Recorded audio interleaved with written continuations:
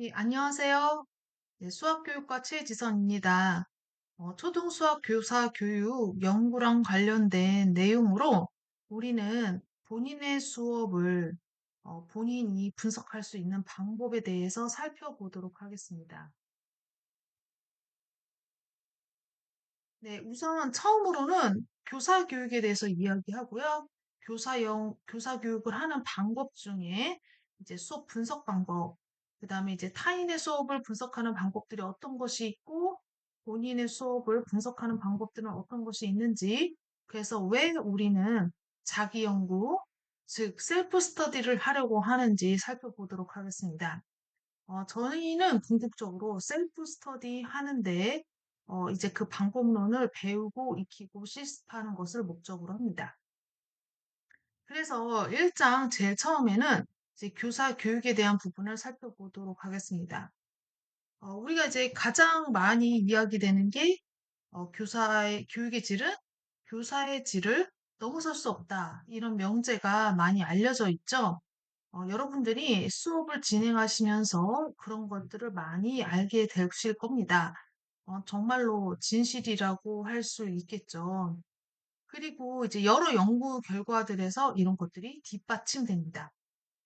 그래서 예를 들어서 굉장히 전문적 역량이 얼마나 수업에서 중요하냐라고 했더니 가장 큰 변수다라고 밝히기도 했습니다. 그리고 연구들을 종합해서 다시 분석하는 것을 메타 분석이라고 하는데요. 메타 분석 연구에서도 교사 효과가 정말로 크다라고 알려져 있습니다. 이거는 그냥 되게 중요한 선행 연구라고 볼 수도 없을 정도로 정말 많은 연구들에서 교사가 수업에 끼치는 영향이 매우 크다. 이런 것들이 통계적으로, 그 다음에 연구적으로 증명이 되고 있습니다. 여러분 개인적인 어떤 기억만 해도 이런 것들은 그냥 우리가 경험적으로 느끼고 있죠? 예, 초등학교 때 잘 만난 선생님 한 분, 그분이 인생에 큰 영향을 끼치기도 합니다. 그리고 좀 별로였다라고 생각하는 선생님의 수업 영향이 조금 아쉽다라는 생각을 두고두고 할 수도 있는 거죠. 그래서 수학 교육에서요, 특히 교사 교육은 더 중요하게 강조가 되고 있는 이유 중에 하나는 이제 수학적 사고라는 것은 굉장히 위계적이고 추상적인 특징을 가지고 있습니다. 따라서 학생의 수학적 사고가 얼마나 잘 이렇게 만들어지게 하느냐. 이게 이제 수학 수업에서 굉장히 중요한 목적이고요. 그런 것들을 결정하는 중요한 요인은 교사다라고 이야기할 수가 있습니다. 그래서 선생님의 수학을 어떻게 알고 있느냐, 이거에 따라서 학생의 이해가 더 촉진되거나 저해할 수 있다. 교사는 여러 가지 수학적 지식을, 아니, 교육적 지식을 알고 있어야 되겠죠? 네, 근데 그 중에서도 수학적 이해도 매우 중요하다고 볼 수 있습니다. 어, 이제 수학을 가르치는 선생님 입장에서 되게 중요한 거는 이 수학을 어떻게 이해하고 있느냐, 또 어떻게 전달할 것이냐 하는 부분이라고 할 수가 있겠죠.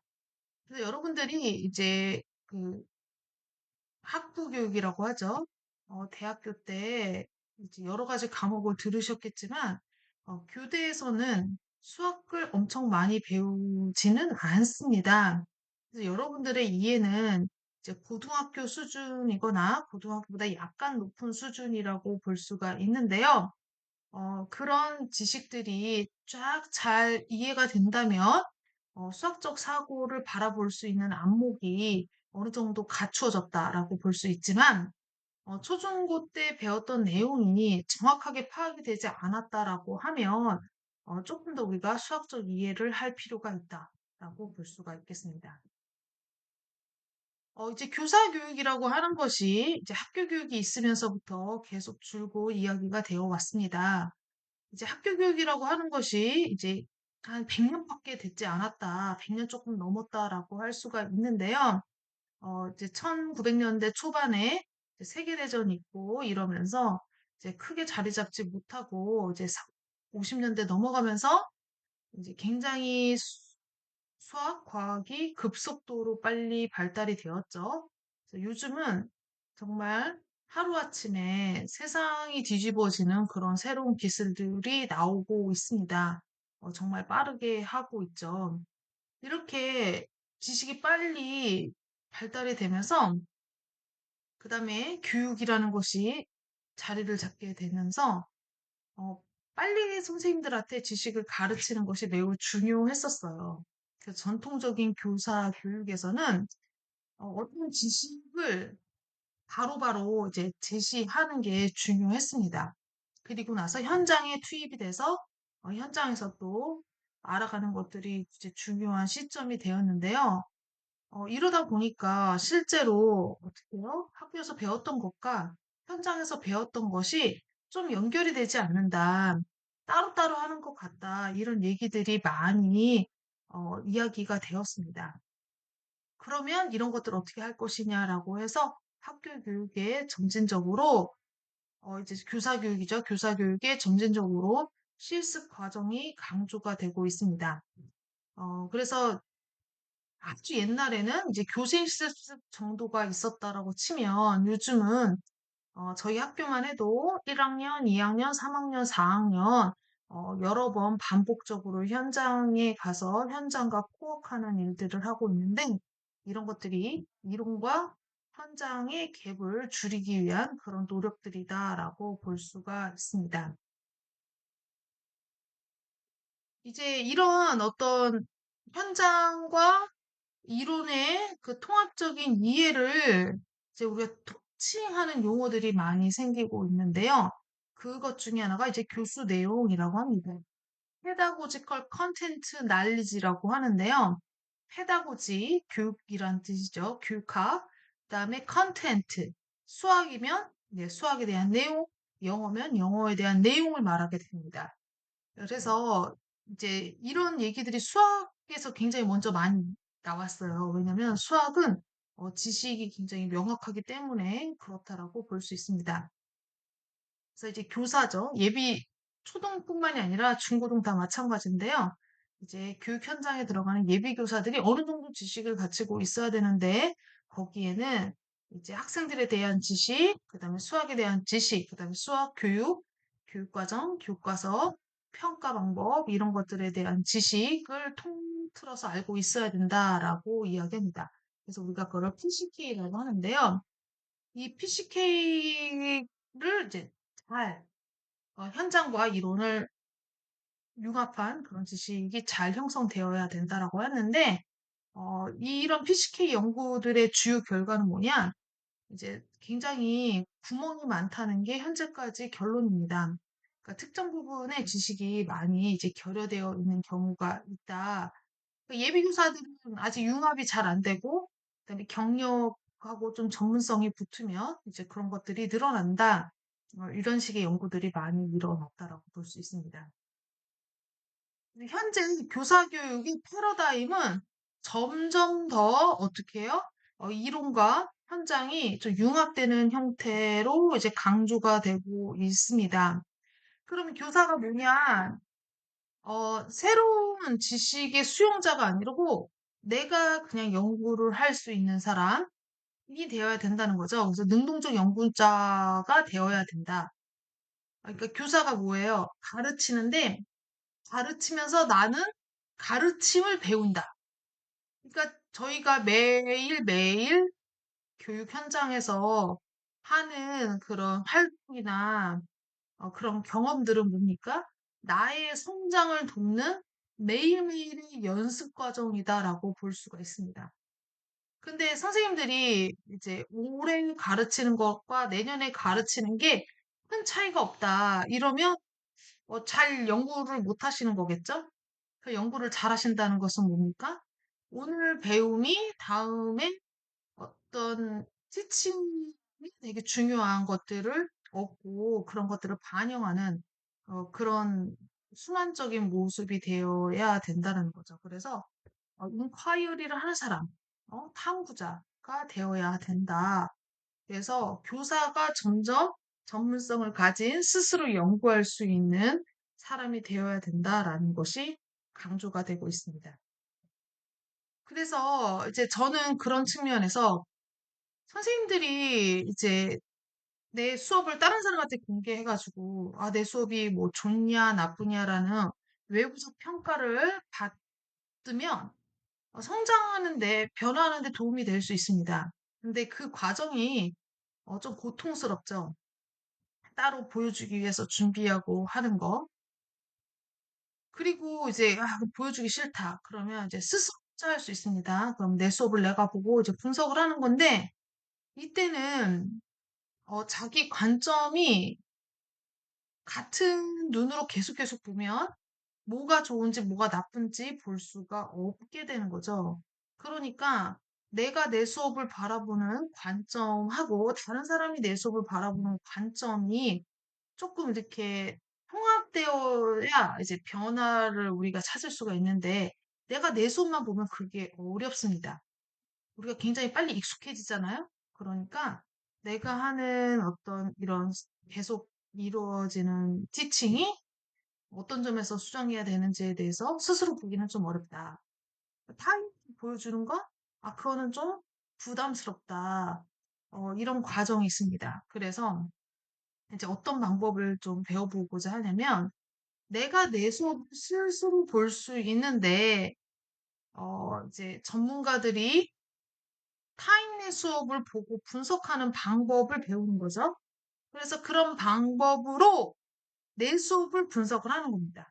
그러니까 내가 맨 가지고 있던 나의 관점으로 내 수업을 보는 게 아니라 내 수업을 보는데 이렇게 다른 사람들이 보는 일반적인 어떤 좀 체계적인 방법을 가지고 본다면 이 부분은 조금 생각지도 않았던 부분인데 이 부분에 대해서 내가 한번 생각해 봐야 되겠네. 뭐 이런 것들이 좀 이제 보이게 되는 거죠. 그래서 우리가 이제 내가 전문적인 연구자가 되고자 하는데 이런 전문적인 연구자가 되는 방법으로 내 수업을 내가 보면서 타인의 안목을 가져다 써보는 그런 것들로 좀 진행을 해보고자 합니다. 그래서 이번 강의에서는요, 이제 교사 교육 방법론이 점점 어떻게 외부재적 지식에서 이제 이론과 현실이 융합되는 형태, 그리고 더 나아가서 내가 스스로 연구할 수 있는 역량을 갖춘 사람, 이런 쪽으로 바뀌고 있다. 그래서 그런 방법으로서 우리가 이 두 가지 이론을 접목한 것을 배워보겠다라고 이해하시면 되겠습니다. 참고문은 이렇게 있고요. 이제 두 번째로 이제 질적 연구라는 것을 같이 살펴보도록 하겠습니다. 네, 그래서 두 번째 내용은 교사 교육에서 질적 연구가 왜 필요하냐라는 이야기입니다. 우리가 이제 연구라고 하는 것은요, 연구, 이제 교육은 사회과학이라고 하는데요. 사회과학을 할 수 있는 연구 방법을 크게 우리가 두 가지로 나눌 수 있습니다. 첫 번째는 양적 연구입니다. 두 번째는 질적 연구. 네, 글씨가 안 이쁜데. 네. 양적 연구는요, 주로 통계적 방법을 사용하는 것을 의미합니다. 그러니까 어떤 집단의 어떤 뭐 변화를 좀 살펴보겠다. 뭐 어떤 프로그램을 사용을 했을 때 사람들의 인식이 바뀌는지 살펴보겠다. 그러면 뭐 프로그램을 적용하기 전에 사람들의 인식을 한번 살펴보고요. 프로그램이 진행된 후에 또 이제 그 인식에 관련된 또 평가를 합니다. 그러고 나서 이 양쪽이 어떻게 달라졌는지 이제 통계적인 방법을 하는 것들. 이런 걸 우리가 양적 연구라고 합니다. 또는 우리 학교 애들이 뭐 수학에 대해서 어떻게 생각하는지 그 생각의 정도를 알아보겠다라고 해서 이제 설문지를 돌렸어요. 그럼 설문지를 쫙 돌리고 나면 우리 학교 애들은 이런 경향을 가지고 있다라고 말을 할 수가 있겠죠. 예, 그런 것들을 우리가 양적 연구라고 합니다. 짧게 말하면 통계를 쓰는 방법을 양적 연구라고 한다. 그거에 반해서 질적 연구라고 하는 것은 이제 양적 연구하고 약간 이렇게 대조를 이루는 지점인데요. 그 양을 다 보는 게 아니라 이게 실제적으로 어떤 의미를 갖는지 그 대상을 좀 면밀히 보겠다라는 의미입니다. 그래서 질적 연구의 시초는 이제 인류학 이런 것들에서 시작이 되었는데요.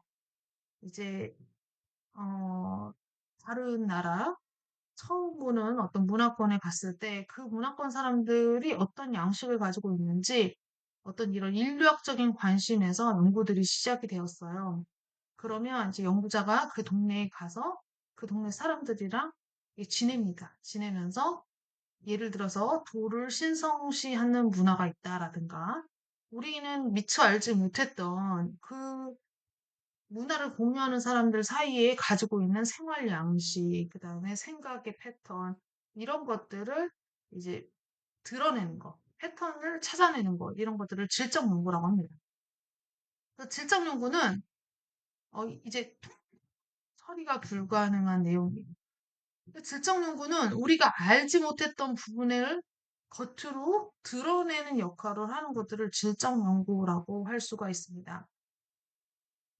그래서 산업화가 진행이 되면서 교사 교육에서 가장 먼저 나타났던 것은 양쪽 연구였어요. 그래서 실제로 이제 통계적으로 의미가 있었냐 없었냐 이런 것들이 많이 나타났는데 100명 학생들에 대한 평균이 특정 학생들의 변화를 이끌어내기는 좀 어렵죠. 이제 그런 측면에서 질적 연구가 많이 이제 사용이 되기 시작했습니다. 예를 들어서 어떤 학생이 이런 프로그램을 썼을 때 처음에는 이러했는데 이런 과정을 거쳐서 이렇게 변화했다더라를 어떻게 보여줍니까? 통계가 아니라 아이의 행동과 말로 보여주는 거죠. 만약에 어떤 학생이 어떤 특정 프로그램을 통해서 수학을 되게 싫어했는데 좋아하게 됐다를 보여주고 싶어 해요. 그러면 뭐 처음에는 뭐 선생님과 눈도 마주치지 않았다, 대답도 하지 않았다, 뭐 그랬던 아이였는데 뭐 한 3개월 후에 이 학생이 선생님을 똑바로 쳐다보고 질문을 했고, 그 다음에 자기가 한 거에 대해서 피드백을 받고 싶어 하는 그런 모습을 보여주는 거죠, 그냥. 그리고 나서 연구자는 여기에서 서사를 뽑아냅니다. 네. 이 활동은 학생이 수학적 활동에 참여하는 데 도움이 되었고, 학생이 수학적으로 적극적으로 활동하는 모습을 가지게 되었다. 그런 거죠. 거기서 어떤 것이 그런 뭐 원인이 있냐 이런 것들을 또 따로 뽑아서 이야기를 하게 되는 게 우리는 질적 연구라고 합니다. 그러니까 20세기 후반 얼마 안 됐죠? 네, 이제 1900년대, 뭐 90년대까지도 이런 통계적 방법이 굉장히 많이 사용이 되었습니다. 네, 질적 연구는 이제 뭐 80년대, 90년대에 굉장히 소수로 조금씩 이루어지기 시작하다가 최근에는 이 교실에서의 이 문화에서 일어나는 변화, 이런 것들을 좀 포착하기 위한 목적으로 질적 연구가 많이 사용이 되고 있습니다. 그래서 이제 뭐 슐만이라는 사람이 아까 PCK 개념을 말한 사람인데요. 이 슐만에서는 이제 뭐라고 말했냐면 이 명제적 지식도 있고 실천적 지식도 있다. 근데 실천적 지식이라고 하는 것은 이 맥락에서 드러나는 거죠. 그러니까 교실에서의 관찰 이런 것들로 이제 탐구될 수 있다라고 해서 조금 더 이제 맥락에서 드러나는 그런 모습을 좀 서사하고 설명하려는 방법론으로 이제 질적 연구들이 많이 사용되고 있습니다. 그래서 질적 연구라고 하는 것은 이 맥락에서 이제 그 사실을 우리가 파악하고자 하는 거고, 의미를 조금 더 채색하는 방법이다라고 볼 수 있습니다. 그래서 교사 교육에서 이 질적 연구는 이 교실이 이제 사회적 맥락이기 때문에 우리가 맥락을 벗어나서 뭐 대규모 학급에 있는 선생님이나 소규모 있는 학급에 있는 선생님이나 이런 교육이 제일 좋습니다라고 말할 수가 없다는 거죠. 그 다음에 한국 아이들만 있는 교실하고 다문화 학생들이 섞여 있는 교실에서 똑같이 가르치는 방법을 제시하기가 어려운 거죠. 그래서 맥락 중심적인 상황이기 때문에 교사 교육에서 질적 연구가 좀 강조되었다라고 볼 수 있습니다. 그다음 교사는 암묵적 지식을 드러낼 수 있다. 이것이 이제 질적 연구의 가장 큰 장점이라고 할 수가 있는데요. 그 문화 안에 들어있는 우리가 잘 몰랐지만 생각하고 있는 암묵지, 그러니까 이렇게 잠재되어 있는 겉으로 드러나지 않았습니다. 그런 이제 지식들이 있는 거죠. 뭐 과거의 우리나라 뭐 조선시대라고 하면 뭐 달 보고도 빌고 그다음에 물 보고도 빌고 산 보고도 빌고 이런 어떤 어 전통적인 약간 신앙 같은 게 있었잖아요. 그러니까 사람들이 어떻게 합니까? 네, 정화수 떠놓고 이제 물을 달 보고 기도하고 뭐 이런 것들. 이런 것들이 뭐냐? 그냥 그 신이라는 것이 여기저기 다 있다. 이런 어떤 실천적인 지식들이 있는 거죠.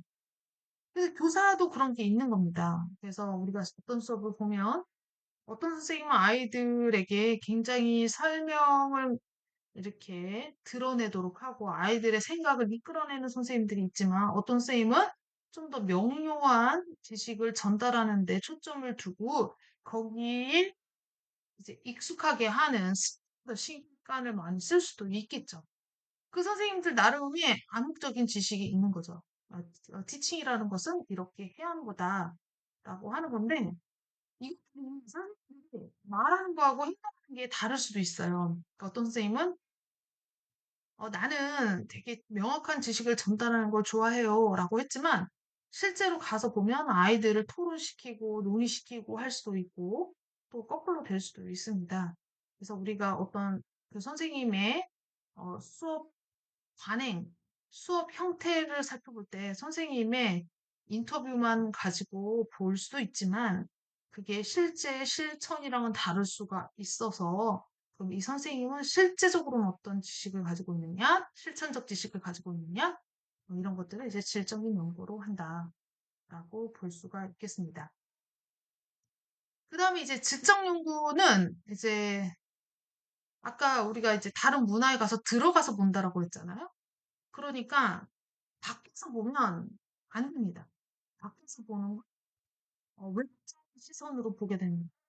근데 이제 인류학 초기에 이제 집단 연구는 연구자가 그 문화 안에 들어가요. 그 문화 안에 들어가서 이 문화를 이해하고 그 문화의 어떤 현을 찾아내는 거거든요.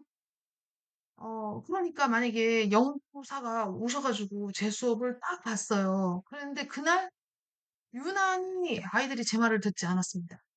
그래서 수업이 좀 망쳤다 이런 느낌을 받았어요. 그럼 굉장히 속상하죠. 제가 이제 평소의 모습을 보여드리고 싶었는데 굉장히 예외적인 상황을 딱 보여줬다. 근데 이제 이런 일들이 일어날 수 있는 거죠. 그래서 외국사가 내 수업을 딱 봤어요. 그랬을 때 이게 전부가 아닌데 전부인 것처럼 볼 수도 있고 그다음에 그 관찰자하고 저하고 완전히 다른 어떤 교수 관행을 가지고 있는데 그 사람의 관행대로 나의 수업은 평가받을 수도 있겠죠. 이제 그런 측면에서 질적 연구라고 하는 것은 뭐냐? 좀 더 이 교실 안의 특징을 드러내는 방식에서 설명할 수 있다라는 겁니다. 근데 여기 좀 어려운 부분이죠. 왜냐면 밖에 있는 사람이 타인이 내 수업을 보는 것과 그럼 이제 서로 다른 이제 그 뇌 체계, 생각 체계, 신념 체계를 가지고 이제 보기 때문에 서로 이해가 안 된다. 이런 점이 있을 수 있고 이 사람이 계속 들어와서 내 수업을 보기도 좀 어려운 거죠. 그리고 이 가장 뭐예요? 오늘 수업이 굉장히 특별한 수업이었다. 아니면 일반적인 수업이었다라고 할 수 있는 건 제가 제일 잘 알죠. 그러니까 어떻게 보면 우리 질적 연구에서 가장 나를 정확하게 파악할 수 있는 사람은 저인지도 모르겠습니다. 본인이 본인 수업을. 그렇지만 이제 또 암묵지를 드러내기 어려운 너무 나랑 관찰하는 나가 붙어 있으면 제일 좋은 거는 우리 수업에 연구자가 들어와서 한 달이고 두 달이고 같이 있으면서 제 수업을 관찰하는 게 제일 좋긴 좋습니다. 이제 현실적으로 좀 어렵다. 그래서 질적 연구는 네 가지 측면을 갖는 거죠. 그래서 이제 셀프 스터디, 내가 내 수업을 살펴볼 때는 내가 이 교실의 맥락을 가장 잘 압니다. 그 다음에 여기에 이제 경험과 관점이 섞여져 있는 현장을 항상 또 같이 어, 이제 실제적으로 존재할 수 있는 거죠. 다만 암묵적 지식, 무엇이 암묵적 지식이었는지 보기는 좀 어려울 수 있습니다.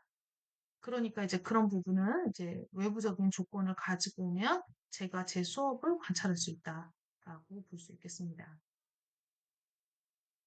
그래서 내러티브 탐구라고 하는 것은 이제 질적 연구 방법 중에 하나인데요. 내러티브 나레이션 뭐예요? 쭉 쓰는 서사적인 얘기인데요. 이제 질적 방법으로 내러티브 탐구는 그 상황을 쭉 드라마 쓰듯이 수필 쓰듯이 쭉 써서 이 상황을 보여주는 걸 우리가 내러티브 탐구라고 합니다. 그러니까 외부자가 제 수업에 와서 제 수업을 봐요. 그럼 내러티브 탐구를 하면서 이 사람이 이렇게 이렇게 한 걸 이런 패턴이 있었다. 뭐 이렇게 설명을 할 수가 있겠죠. 근데 이제 자기 연구는 이제 셀프 스터디 또는 자기 연구 같은 얘기인데요. 셀프 스터디는 뭡니까? 제가 제 수업에 대한 내러티브를 쓰는 거예요. 근데 여기도 약간 문제가 있긴 합니다. 뒤에서 얘기하겠지만 잘못하면 일기가 될 수 있어요. 일기 연구가 아닙니다. 그래서 내러티브를 쓸 때 어떤 규칙이나 방법에 따라서 하면 이제 일기가 되는 것을 좀 막을 수 있다라고 볼 수가 있겠습니다. 그다음에 저는 연구 잘 이제 배우진 않았지만 질적 연구는 이제 어떤 사례를 이야기하기 때문에 이 사례가 너무 이렇게 일반화 가능성이 없는 것은 아니냐. 이런 비판이 있어요. 본질적으로. 그러니까 이 셀프 스터디도 본질적으로 질적 연구의 그런 한계점을 가지고 있습니다. 근데 이런 것들을 좀 우리가 해결하기 위해서는 신빙성, 내가 이것을 굉장히 체계적으로 봤다라는 거. 그다음에 전이 가능성, 이게 한 편을 봤지만 내 수업의 다른 모습에도 그대로 나타날 수 있거나 다른 교사에게도 그대로 나타날 수 있다. 이런 것들이 좀 있으면 우리가 질적 연구로서의 가치를 좀 인정해 줍니다. 그래서 저희는 이런 어떤 질적 연구 방법론 셀프 스터디에 잘 접목을 해서 내 수업을 내 걸 보지만 내가 굉장히 체계적으로 분석을 했고 내 수업의 이후 또는 나랑 비슷한 경험이나 맥락에서 비슷한 수업을 하시는 선생님들에게도 충분히 전이 가능한 그런 얘기다. 이런 얘기를 함으로써 연구적인 결과를 도출해 낼 수 있다. 이렇게 볼 수 있겠습니다. 예, 다음 시간에는요, 이제 이런 수업을 보는 방법에 대해서 노티싱 연구라는 것을 살펴보도록 하겠습니다. 수고하셨습니다.